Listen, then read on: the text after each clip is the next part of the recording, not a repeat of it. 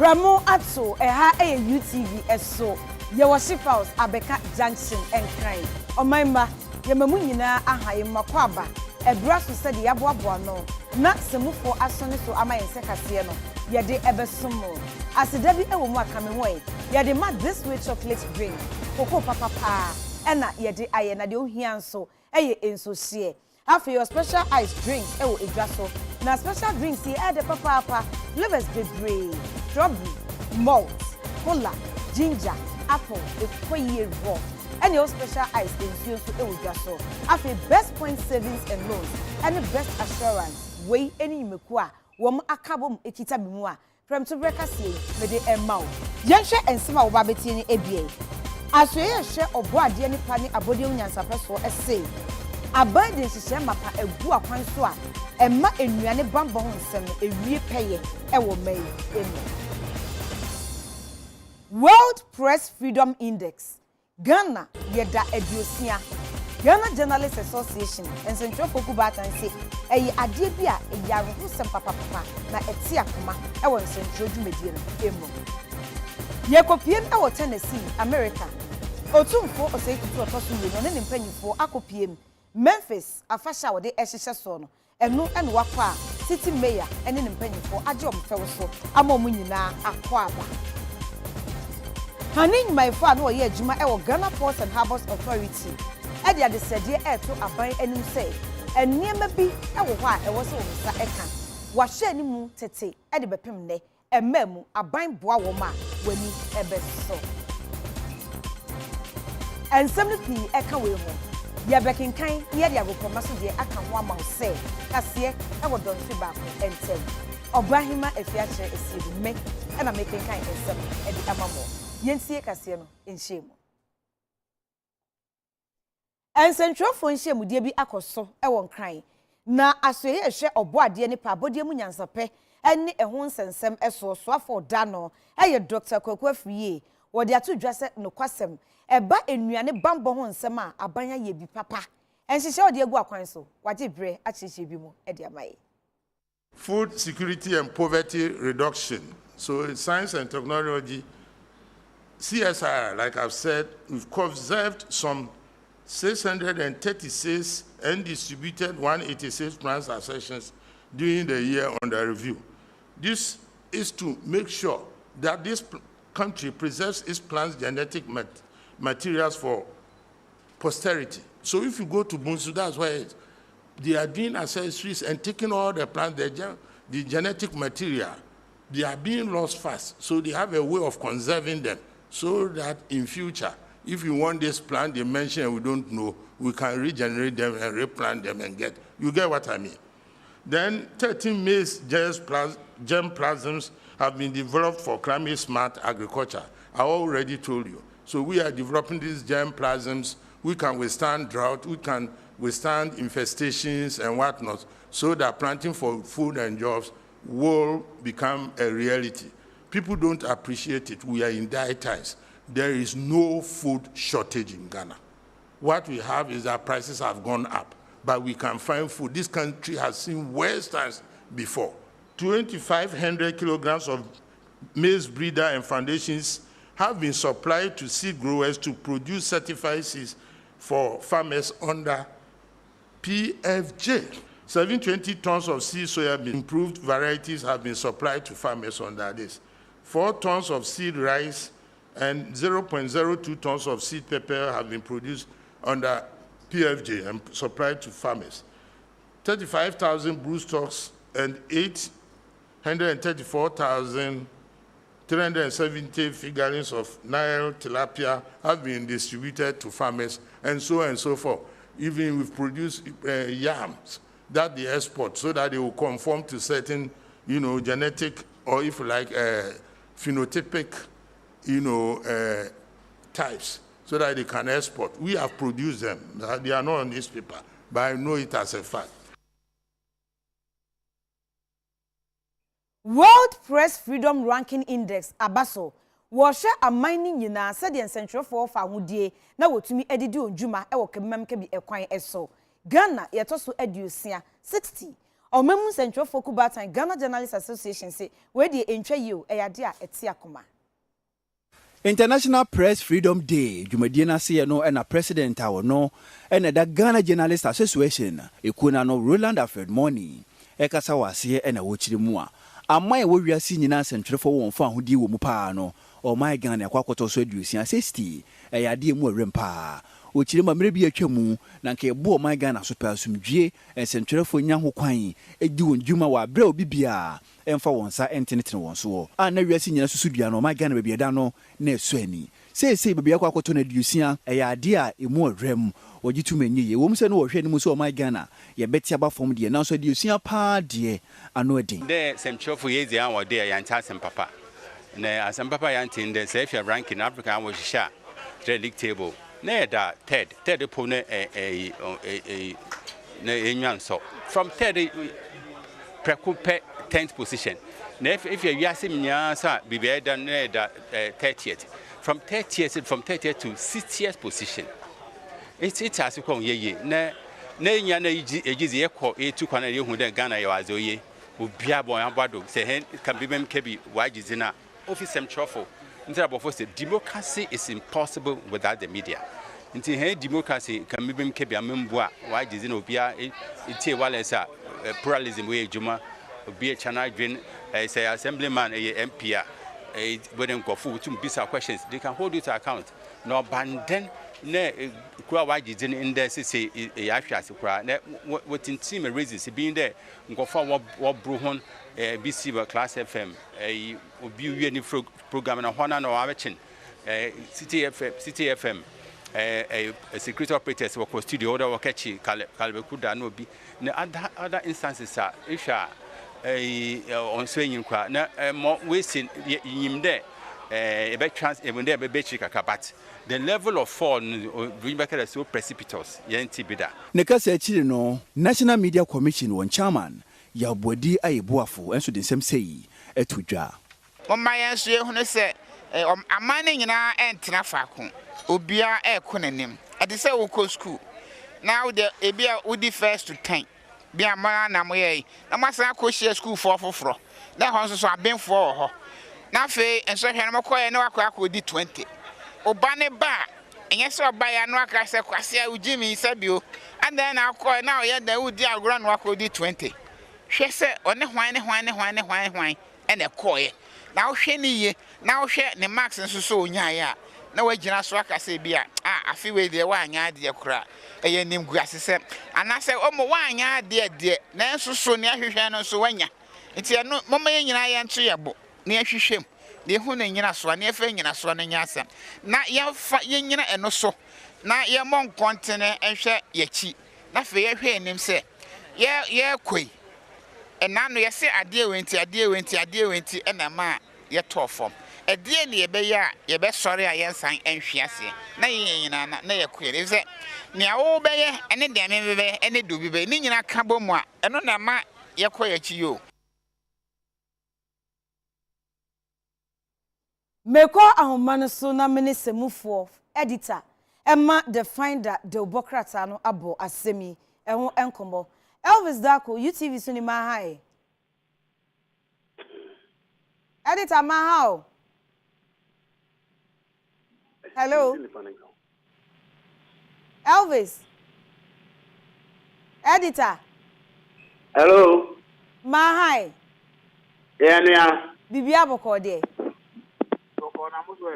nyame adome ho ye editor World Press Index abagana ye to 60 oje ne say but ma omini su kaza na me bisa say World Press Index Ghana ye to 60 who ne say oh em sa fi the ranking there amwa Ghana na kontimenka say ya sia so papa hello ya sia so baby a ekodu ye de nya kra nya mai so man Ghana say to me Emma the finder the Bokrasa hello na committee o tell me can me say baby eda afi ranking there nya me lukura nya say Ghana ponye na edi tum say enkoyi say to me e kan report ni ye ni hwe ni ama ye ya enema yedu bibia yedu ye no kwana nya me nim ni say press freedom ranking ana index they say ye hunu say ade bia obi abeyesia central bia ana central bia no so mu ye ranking e affect ranking no na de ya say amanfo eye saneama no kra wie na ye hwe nim say anka aban dwumaku a ka se omo ye hwehwemu na nka omo ntwi nkrofo anso no unhu se asem na ebedi ekire kwa kodu baabi a ye be ye no samfo na ede atu baabi na asem unhu na wie enu e ma dwe papa enu nti na se ye hu se obi a oye gele ni so ye civilian no oye security person no oye dwuma ma aban dwumaku bia na onye dwuma ma aban a nipa bia e wo Ghana ha dia obe ye bia e bia central mo Ghana ha emfa ho saban wo mu aban ho ni mu once ade ne tia central dwuma no se ye ranking nko ade a e be affect ye enen ti na se ye hu se aban institution bi se police so military omu ye ni amebi na affect central wo a esa aban tumi hye no make sure say ko ono mu ye sa ade no ye twe o maso but who share history I to say samanfo eye nyama tie centrofo a ye ntumi ntwe amanfo anso ti ama nipa bebre anya kokodro say centrofo de ye betumi aye omu de fe obi anya ye fe na sa ade no me ye hono mo pa na ya den e ha me because me believe say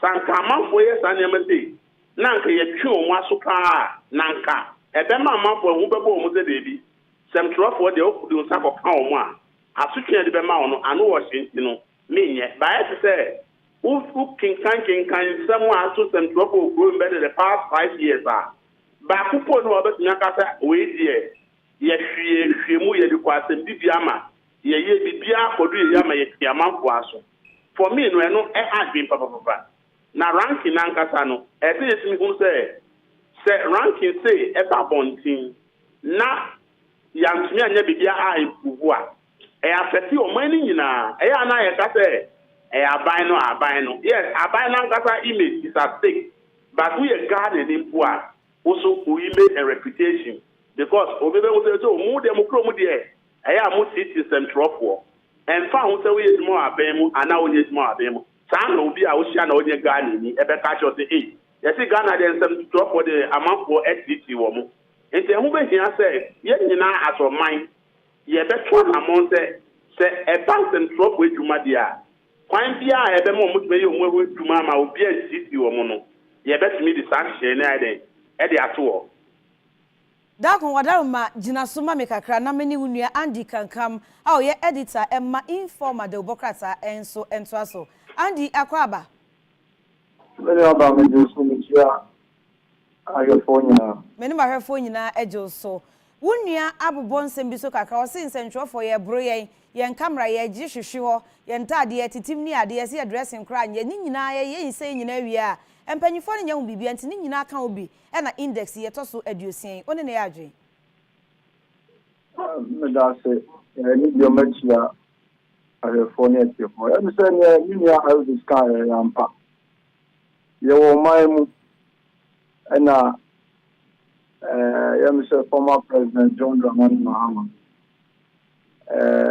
call 37, Ubakaya, Abusanfo, and yes, and the cow, Moya, India, Centronia, now, you know, times are Konya, Aquentia Woo, who quite so smiling swell woo, no amount of the young times. Our call her, Sandobo, FG, Yamson Central for camera, edifice form. Emerson penning for anti-Myanmar, remember condemned. And no, and I am say, Apostle, said this year, in penning for no more and the cancer bia. The Yemi have the time of the WhatsApp news editor, and maybe a German. It was in last year, April. Our police for coaching and said, why it is about the publishing story. Story new when young publishing.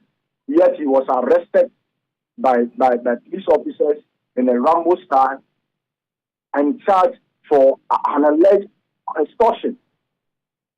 Ebanisano, the police for no my. The story, as some of us know, is that Obia often said the Bushia need be what police more and Obia ye as some of the publicity story on the home. And I mean using my Bushia, you know, our happening more was police and see any foul.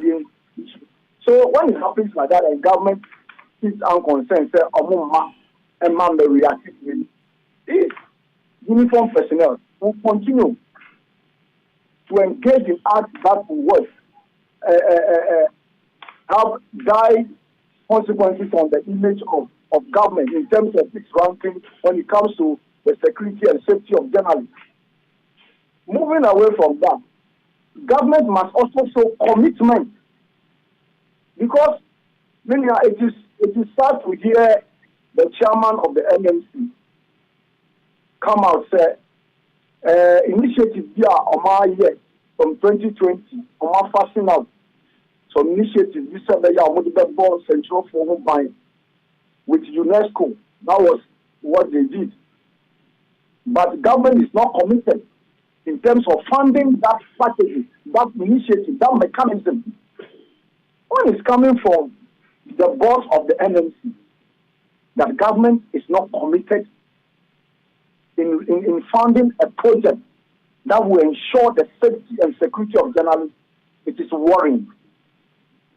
So, the deep in terms of the press freedom, the safety of journalists should be of great concern to the government. And for me, yes, it is refreshing to hear some comments and commitment coming out from the Ministry of Information. So one day they will work in collaboration with the Media Commission to deepen the execution of the coordinated mechanism for the safety of journalists. That, I think, was long overdue. 2020, and strategy, fashion out this strategy to protect journalists. As they evaluated from 2020, Myanmar NMC, Asiedu. Should it be that government was not committed because there was a test war as to who should regulate or should be in charge of that coordinated mechanism? Because I had listened to the chairman of the NMC saying that initially there was a test war as to why never control that initiative. The back and forth and the sound argument put forward by the NMC, and then government ceded the control and the monitoring of it to them. But the funding was not coming.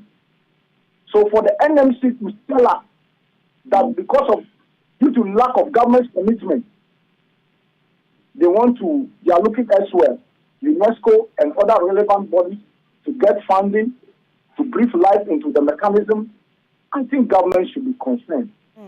And government must also act. They must be proactive to call to order those uniform police people who think that, they can just molest a person and get away with it. Okay. Ankam Jinaso, Mami Kakra, Medase, Meba Dakon, aha, Mepacho, Yansha factors, Bakum Yunben Osha, a couple of years central for Motosha and Fee, Yen Yadumanaso, and now Amonte, I see, Mammy Bakwan, I mean. Oh, me, number one, police for pa, yet to me, Afia police for you with more Kruma. One say, police need to change them truly, say, you see, why allegations say, first lady, after Asiedu war, cantonment and a baby. Now the knack for two. Now, police issue statement, one to me and first lady, and Abema report, and now I am a report, many will say, ye name the status of that case. In fact, one now police channel one last year in iOS and drop was there, or my false publication in Yamajinano, and then many will cast us see. Obi am any update on those issues there? We edu court, other investigation now for do. We understand a press freedom ranking a bedrock. Okay. Oh, you were running no room ha. say Oman Ghana to meet in an answer, repeal, amended those laws. Amended those laws. In fact, future press freedom index, a better form we cry. And Mrano and Mradi Edika section 78, section 76 of Electronic Communication Act. Actually say, Uber to me, Ubia, what publishing false news. False news now can say Uber to me, Ubi, just say, who central neutral baby now be na baby idea what's wrong. Or no, the not him on the outside and Ukraine, more better number police, I bet you, and not police and Casa Robert, I bet you. Some railway, press freedom. And to me, more and central more room, I'm not some railway, and what, yes, statute books who I had the Eduma. And railway, they are repealia. And yet, they are press freedom in the Ghana, that's not conform more because some book no say false news. Hey, I did a better me. Police were chill. The more police chairman one, Sana rank in the perform. Second law now I say repeal the criminal code. Section 185. And also say so baby and now can be net a force net and nipple be a Ukraine more to meet you. Women this Emran anyway, extra freedom of the press, extra freedom of expression. It is for my Ghana as quickly as possible. As to me, every pill Samra with the American stand there. Akyere, municipal is the top of the Akyere. Yes, you are under the law say they publish false news. Okay. It is a Samra with anyone. And some top of the Akyere last year say, or much wrong, and the Akyere. It is Samra, you know, it says me free. Who is the entire system drop? And some trying to manage say, in fact, you need down for the Anna, we have to pay us, you need permanent friends. Who can't be one and Papa and now? We are centrally Papa, who now are the best. It's not the same person. That's not as a bonnie pan who ban out for trouble, who near the Paboni, who near centrally Papa. And the central one there, no current Yamini, Brunibaka air affecting a map for interest. In the Chrome had the Bian cancer. Say they are addressing attacks on journalists. The from 4 fronts. Number one, who share from religious point of view, who are from her, now can send and now a very prominent religious person. One thing here in the staff for Munya or corner of your Bapo. Second one, they are him who name now for Joby Biba or him from you or Gruma. Now, no, no, we shall not say if you little more than 181 or Munya or baby on Babro. Sansu and our politicians who almost supported who control it before Monte Cream. Now the supporters feel it. I thought what for the power will be no yati or now baby or bebo. Fourth one, a security agency. Almost see, Minkoma mini with and he said, security is a munya of Roma take your babu, the entire babu and say, almost feel it say, Obiako yeti, who want control, the one control, now one cocan, and can better upon thing, and I'm to work control, now I can better upon things, Ebia, they easy with you, and then they are sick the rank so. Now, I almost say, Obia, yes, I deal with Yanani, Midday, no, Central, the Biako, who consent, and I control 170, Yatima Homaso, and I immediately. And the Ama security agencies in Ukraine and enemy, or moon first them drop as them will group, I won't feel it a phobia, your moon, yeno. Yet, I estimate the 12 on this security anyway, I away, and yet the point to the entry naso. Now, a Cobana said, a Codania, someone they are seen as almost or more brilliant. Who hear from these 4 aspects are Ama a central more group, I adding because politicians in Yawa, and just come once a man, and papa. Security agents in Yaya, or we are the men, Ukokan. Now, a Cobana is on the and now for you, they are still as on Yabo. Sana, religious leaders near him, intermediate. They are the cancer say addressing these issues. I said to me, among bonus there. Central humanity say, Bibi Cotton, or Betty Betuja. Say, I affect you, and yes, I'm throwing in the man I affect you. Who now, what I did, and on the diabetes, now I did, and you know, be diabetes. I didn't know who say, the Nepana found better to draw. And I am few as and then I'm on the best to Jano, and yes, or Castle, you any you. I said, you already understand it, but there's some found better to draw. And I am Chinasu, it is who now the best to Jano, who now my Chinasu, who dear, enemy for them, it's Omunya baby on the brew. So I do when I say, Mamma, what they are say. And I dream fact, because some Sunday to money say, bibi ko so say ade we no wo hye Ghana mra ana Ghana hye a enye say nipa we ade we nti say me di tudwa na obi nye sa ade ni tu but the moment I do tudwa pe wada ne nipa no na ti apo omo asanfo nti omo atan no wa to wo say da e benya wo no ye bebro nti ene be bi o menya obia the list na obeye pe no ma to ache wo so nti media me gitu mu say e na say na maka no e sa ban ema nani nda ho e sa ban ti mi dina pinpin say so bi ekoye aje bi siasem troni ana central media apan be gira ma obe make sure say sa nipa no asotwea nipa no se na e fata no ye de be ma no say start ti amanfo aso a e na amanfo be jai but the afosu in the past 5-6 years 7 years ayo mu idie central media ya na ya de be ogrum ha bia no ya nfi obi aso e ko ba no sa de abru ne be ka no say abe impunity obi enim so central for the oye obi obi asumi ju aso enti e be koso enti misre se aban e ma ne nan amfa ne nan si wo se obi e koye central ni ayakaya bedi a kwan bia se aban be fa so e be pi sa ni pa na so no ye be pi na so ka ko e sanda ho ama ni pa se krom ha odi wo sa ko kan central duma ana central ni a asotwe a aban de be ma ona no wo si enti amafo e be jai sa anyama no mo ye de central duma Orandi kanka ma menye o final message na yenko. My final message is that see Elvis Carter, no, government must be proactive. Okay. Let me say to me, empower the NMC to handle complaints regarding journalists.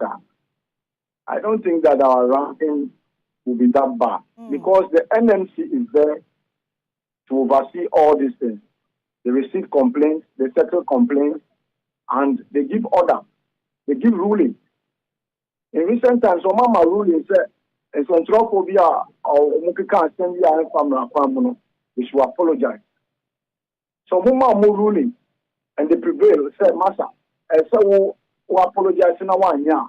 Then the party then has the opportunity to go to court to seek redress because the NMC are an idiot. Instead of the law enforcement agencies like the police service, the military coming in as the first point of call to come and harass and molest journalists, that should be the responsibility of the NMC. That is why the strategy, the initiative now,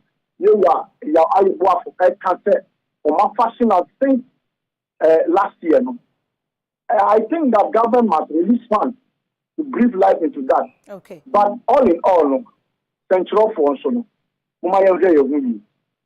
Andy Medasi Papa, Edasi, any enchichimo. And Pennyfo Mienu, I mean, your bonkomo.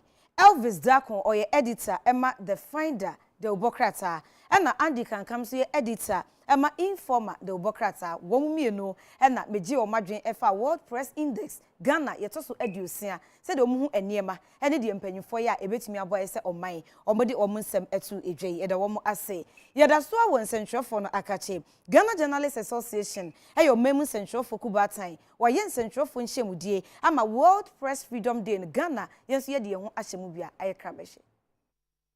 And there a World Press Freedom Day. Yeda ye ediesi honom edeka concentrate eni wonjumadi wonjumadi ampinifo edehye so wo Ghana mu na president a oda Ghana Independent Broadcasters Association ikuna no sise osunkwa mills ekasa wase na wo kire mu a ebo man chichire mu a enya dan centrefo ebetuma yi wo mu ediesi nchenda wonyina no ka ho na o man chichire no ekoyie na so behwe no na obi dwumadi a wodi centreni no wonya ho amane wako hu asema oba beka no na ye kwakoboro no nyina na nya de eboa ema sentre dwumadie no efa ne ntoma pa edifra eka hu binti no my Ghana wiase susu dia wode hwe hu na man sentrefo wo mfa hu die ewo mu pa no ye firi babie da akwakoto so aduosia o chema we nyina no enka sempa emfo my Ghana ho enti ye hwe ne yensesa yusuban survey we abai Ghana go down no wo hwe survey na almost the same because to say idea once the stations now will be a TV will be a radio. I feel almost all the stations will be a digital. But Nyan can say stations be or more digital and more internet on Quazo. Into a monosano, one a regulatory into you as in your assessor. So we are Juma station. We are popular wo IG na wo Facebook wo na wo following no but wo ye juma wo TV station bi wo control baby to wo page so a on beka say station no employee na wa tro sade no but me wa no station na sensa but say wo ye juma ma station na eno na nke different because na wo be tro no eja wo editor be hwe say na wa tro no be check mistakes no wa tro am no a guide wo as say the station so bebe wo ho a NCA kra omo ni so omo social media so ebo ho kra Facebook live no dey ato so no a short phone no yeah it is any man no never sisa 10-15 years ago na ni sa internet aba internet na ye Ghana price no ye good into more of these stations ebeba but where I no I was saying so yentina se na yen di echi na yen ho we a ye be ma hwehwe into idea be your friend no self regulation into yen givers no your members no your ethics ye can say so we here we are it was say we in the side into most of the time no so assemble most of your members no and come Nekasa Akyere no Ghana Journalist Association on President Afia money and so the same say etudwa. The whole Africa 2018 is the first. The following year, for the first time in the history of Ghana, you will see where the whole world global celebration because of Hen Izinayaji, because of him Mozimpo, because we were allowed to host the global celebration for the first time. I feel so the whole world is the 23rd, Mitchell, your pa UK, your pa America, your pa Germany, your pa Japan, your pa so many countries. This is the record we had. See, the report, there's no press freedom Ghana. There is press freedom in Ghana. You were Fahundi. But Fahundi behind one limitations. On each other, my wasting just it's a wake up call. Not all say could the same year come boom. Yes, Bibia, a Yamanko ye, Bibia Yamanko ye, Bibia Yamanko ye, and we need to strengthen that area. Bibia Yamanko ye, Yan Jintum, we should be humble enough, Yan Trans, you would know. We could have done better in terms of investigations.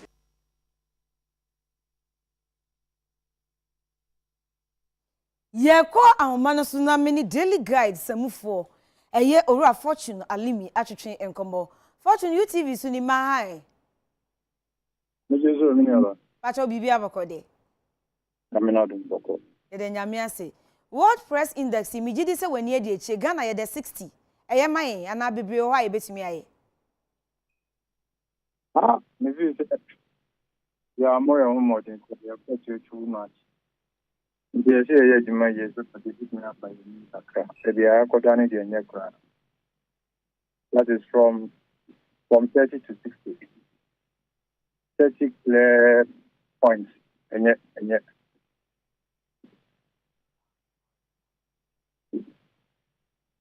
Hello. Fortune ya no wa ma oniso kakra ma me mente onka papa. Oh, okay. Mesi baby I done it here and yakra. Enti den na ya 30 ana they say yakoto 60 now they say you lose 30 points maybe say you demand so that you let me buy any that baby done the enya kra o ye editor niam be na wo hwa e betumi ya be boy na ya buy anim.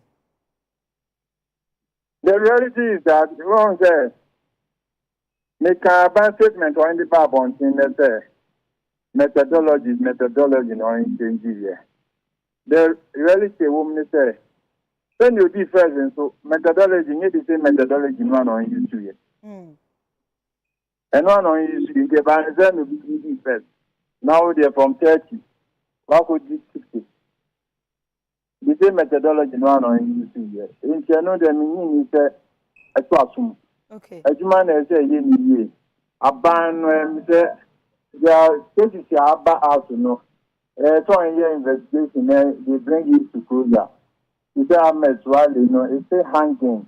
You say journalists are abu they are attacking or you know. People think it's a cooked up story. But this is an inquiry. They are make us say, I buy many public them to be coming. Also be coming. Don't even my. Tell me and interesting. What do you say? The Brioha, if you know report, to tell me my report. Okay. You catch up and the opening is there, and I said, you okay, and no. What do you say? Even some people or more. If you know, I am found my report. Turn on to a better mark. Pa. A better mark. In the other ban, never go appointees, me go only join me, never go I did Kinaton, who go not one year, year. It's about me Kinaton. Okay. Police me not a beer, a got a call, go and protect people, not a open, who can about the bomb for an answer, who can to now the soup is what. I think you are so. And yet, my cousin for you know. Okay. And the name of the pre or why it's a ban in no investigation, not a Ubia when him Rasuno. I said, I think you go away, the man. No, you had one man. No, because I never oh, you're being investigated, now you're in At the end of the day, no, at that point, yeah. Fortune and Central for your baby rock a crabby a bit me a play at Diabwa. Hello. Mete unkao. Meet you. Nami bisa say in all this no journalists you will rock a crabia you bet me a play na boy.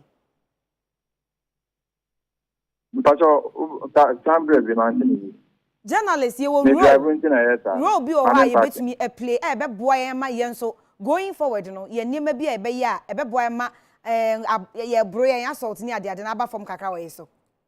Well, you're journalist for okay. Well, Obu over there or you don't want to say matter, say beer. Oh, yes, and tuning your booming gagra, we are that meeting, and also and your pampa. Okay. And your pampa.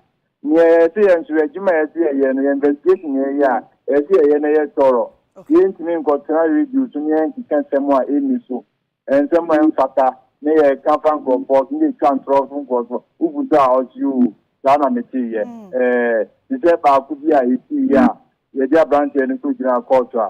Who really say, Ocopa or oh, it was fake news, none Diagro. And never go away and pay Diagro. Okay. Oh, one out the Diagro. 777, who quiet the big boat, Dimon. Oh, for nothing. What do you say? It's dance and job for him so. It go on a kakra. Yes, ye, name all types because then as you know, as there will be a Montana or the Asuja. Won't mean the allegation of being yes, serious allegation, no Akojina, radio to an TV to an newspaper, no Akotra there. As soon as you say anything here, you look up when I did, I put out to Namiago. And say, never done anything. In the answer, young free Jumamu. But as we are bound to what never be there, so on here. Fortune Alimi, UTV, that's say, a real Daily Guide Editor, Samufo, Fortune Alimi, oh no, and I'm in a bon comwe. And then Central for a one drew. Eric Ahianyo, a news editor, XYZ. Eric, oh my. Mejodo, my sister. Bibia Boko de. Bibia Boko. Indexi, would when you check a career assist you. Yo, indexi is the menu na wanyam wawa.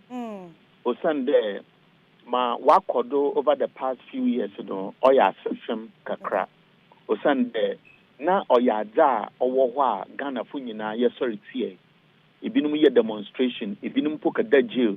Ende ye freye mu binum senior journalist. Wo da wo krom ha. Wo hunu mo krodo soja abirim. Na yenyima na mona Ghana funim bi wo sorry ginai wo kutie ma odu baby mpo na pressure wo abana wabesin ko and abana owodo sesia also criminal libel law when you call Freedom of Information Act ni mokaka wonyina yen wadwuma. So we have traveled a path also that we don't have to do bibiara obe suggest there eri ye wadwuma na isro fortune kasem bi ansana oracle oka bibi de o na journalist bi okoye bibi on Facebook when you ko gina court when tu me yan one. Yes, it's true that be very professional in what you do. But where a state is seen to be deliberately implementing my friend selective justice, the what watching no more baby nasa onye da wumpa onam da samno okotia obinenti. We'll leave it like that, but we deliberately target and select people and suppress them. to the extent that even you go to advertisers. There is true, APR, because you are critical of government, the end business is about to one, they'll frustrate us. All of a sudden, they'll be investigating us. GRA will be following us. Look, we hear a lot of things. It is oppression of the media. And also, in Zamoro, it's not only about arrest and attacks. There are other dirty things going on. I mean, there. Say, press freedom, and that is what we anticipated. Look, one leg of the media house has decided to be very critical of government, that they go all out, looking for anything wrong government does. But you may not know there be a witch ratchia. Sometimes you may sound very critical, but you may be speaking the very truth. But them social media agents here, aban tumo for one otio and cow, whether today or yesterday, they may not see things the way you want to think for the average taxpayer or baby papa ezeti abano.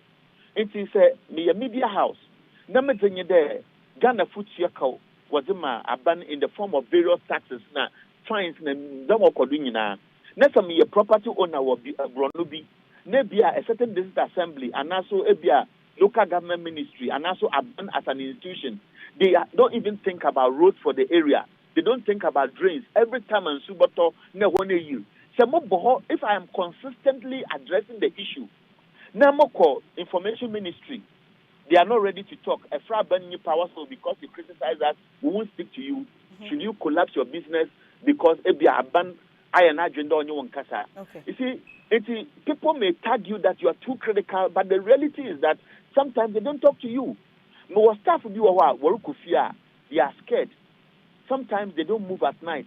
Sometimes after a few months of living in a location, they have to go and look for another area, no way to because people are beginning to realize where they live. Sometimes you have friends who call you from security agencies advising you about what they have picked up and so on and so forth. Now, there are times even when the staff in the one part, or you say, I don't know what warriors was through, but you need to not then. The fourth estate of now we are the Juma Yeno, Wayabe and Krofa, yet in Chan. Now we observe and be speaking truth to power.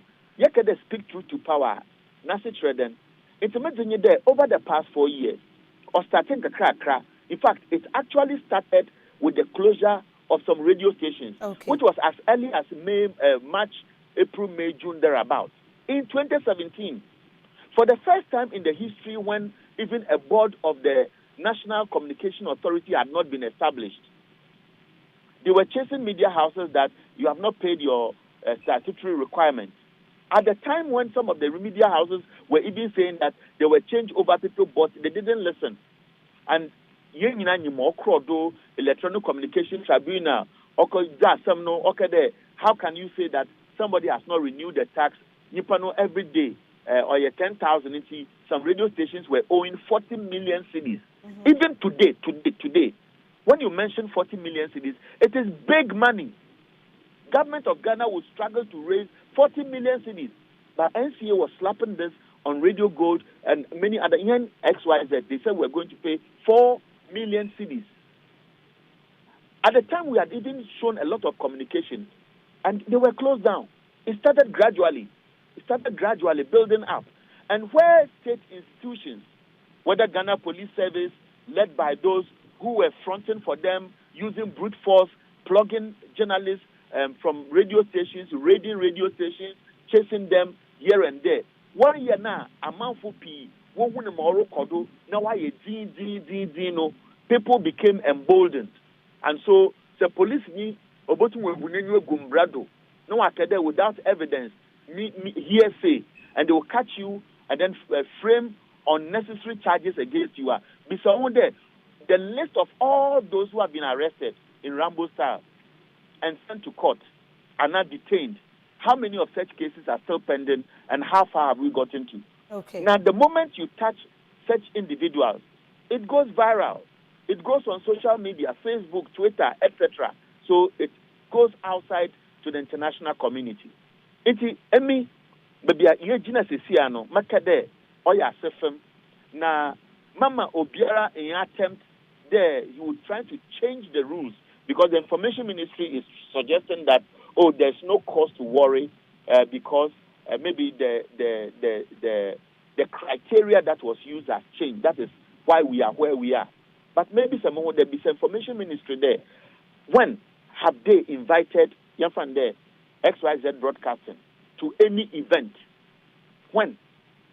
It is another psychological way of suppressing media because the media must have access to information and disseminate. Okay. The media must not feed on rumors and now go and search and get half-baked information and share. And there are times when even some people speak to you and they are afraid that tomorrow they will be held responsible. Okay. Press freedom nada. I mean, mama kanye da bade so mboka no bade bobo aban anaso aban nkrofa when ma orokoda okodo bon na want one yan look at what happened to Caleb whatever that city of Eric now the one who see ama me bisa wo there ebesin there aba na mo na we to awa chobi na so I mean staff some of them have been beaten before we have reported and we don't know the outcome. Okay. Iti say nzama bokoye ya nzama basa. Medasi papa. I will hold the GJA directly responsible.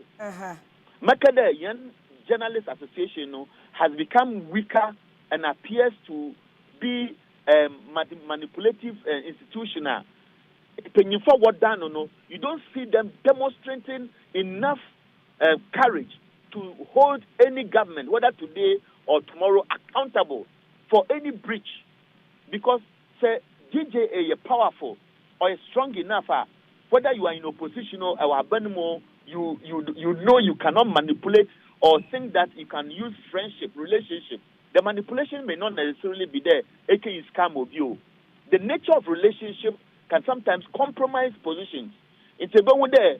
In some it becomes a mere talk, rhetoric. Okay, Eric, you better the media itself is divided. That is why. That's papa. We Eric Ahianyo or your news editor Emma XYZ. Or no, and I know etchy and combo. Hediafa World Press Indom, asa index. Bebia, Ghana, yeda, yetosu educia, and central for any abre papa, and no adrimpo, and ye call rounds, edgy. Cassie Unyana Bebia, if you TV so, your worship house, Abeka Junction, and crying, Yajin Kratwe, Evasisia.